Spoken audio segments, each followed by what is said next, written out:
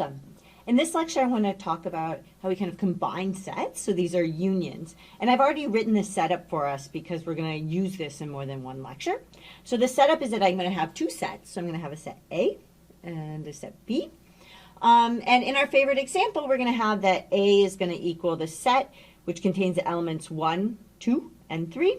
And then B is going to be the set that contains the elements 3, 4, and 5. Okay? So to get started, what is the union of A and B? Okay, so we have that A union B. So this is kind of formally, we have A union B. So this is our notation. And let's actually kind of have it be consistent with that over there. So I'm going to have A, and then union it, and then I'm going to do this with B. Okay, so this is our notation. I'm going to box it in red. Okay. So this, what does this mean? This is notation, and what this means, so this is the union is the word. So this is the union of A and B.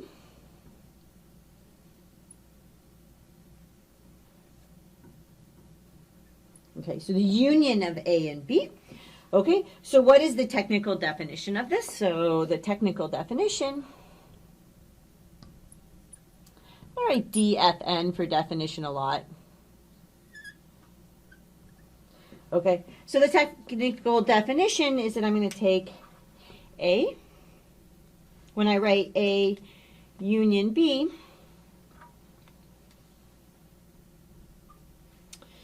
so this, and we're boxing it in red. This is like the definition of what this is. So this is defined to equal. So this is what it means when I write kind of a colon and then an equal sign after that. That means I'm saying this is defined to equal. So I'm giving you the definition of it. It's going to be a particular set. So what is this set? It's a set of all x such that either x is in A or x is in B. This is an inclusive or, so it can be in both. That's totally okay. So we either have that x is in A or x is in B. So for those who like logic, they kind of like the or is a logic word, but this is an inclusive or. Okay, so let's kind of look at what that actually means. Okay, so what is it? It's the combination of A and B. So it's the combination of A and B.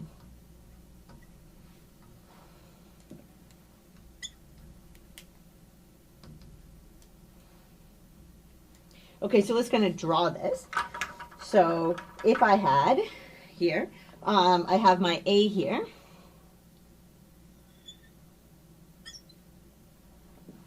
And I have some people like these Venn diagrams, so it's good to use them. It's going to give you more than one way.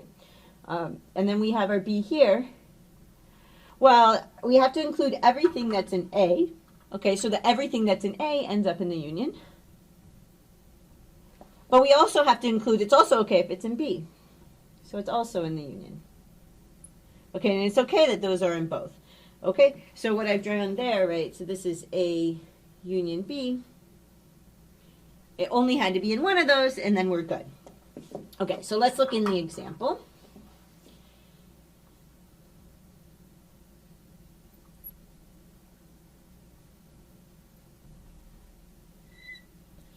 Okay, let's actually kind of draw these on the number line. That can kind of help. So let's go ahead and say, okay, so what do we have? We have, sorry, I'm going to put all these numbers on here first. So we have 1 through 5. So let's go ahead and kind of mark those on here. So we have 1, 2, 3, 4, 5. Okay, so we're looking at things that are included in, so A here is sitting as 1, 2, 3, and then B is going to be 3, 4, oops, this was in orange before. So it's going to be 3, 4, and 5. Okay, so together we get this entire set.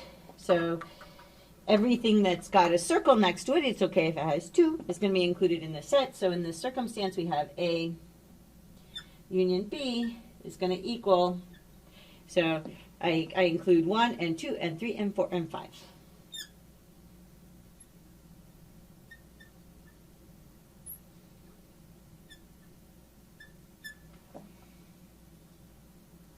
And that's my final answer. Okay, so in this lecture we talked about how you kind of combine sets together, and the symbol for that is a U for union.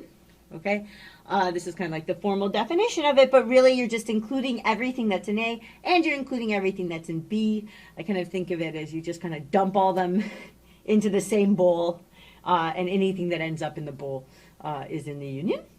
And so in this particular example, I just kind of drew dots for the set A and for the set B, and then anything that had a dot, even if it had 2 dots, is included. Okay, so I hope that made some sense, and I'll see you in the next lecture.